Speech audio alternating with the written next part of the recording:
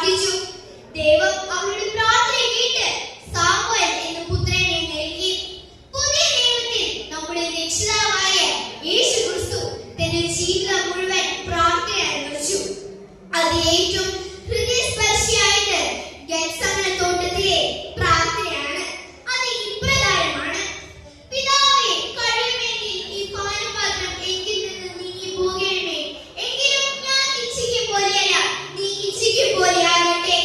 ഇത് നമ്മെ പഠിപ്പിക്കുന്നത് സ്വാർത്ഥമായ അഭ്യർത്ഥനകളല്ല, മറിച്ച് ദൈവത്തിന്റെ ഇഷ്ടം ഏറ്റെടുക്കാനുള്ള സമർപ്പണമാണെന്നാണ്. ദാനിയേലിന്റെ ധൈര്യവും ഹന്നയുടെ വിശ്വാസവും യേശുവിന്റെ സമർപ്പണം നമ്മെ പഠിപ്പിക്കുന്നത് എന്താണ്? പ്രതീക്ഷയോടെ വിശ്വാസത്തോടെ പ്രാർത്ഥിക്കുമ്പോൾ വലിയ അത്ഭുതങ്ങളും അനുഗ്രഹങ്ങളും നടക്കുന്നു എന്നാണ്. നമ്മൾ പ്രാർത്ഥനയിൽ മുഴുകുമ്പോൾ ദൈവം നമ്മുടെ ഹൃദയത്തിലേക്ക് നേരിട്ട് സംസാരിക്കുന്നു. പ്രിയമുള്ളവരെ, ജീവിതത്തിൽ വെല്ലുവിളികൾ എത്രയും വലുതായാലും പ്രാർത്ഥന നമ്മെ മുന്നോട്ട് നയിക്കും. വിശ്വാസത്തോടെ പ്രത്യാശയോടെ പ്രാർത്ഥിക്കുമ്പോൾ ദൈവത്തിന്റെ സഹായവും അനുഗ്രഹങ്ങളും നമ്മുടെ ജീവിതത്തിൽ പ്രതിഫലിക്കും.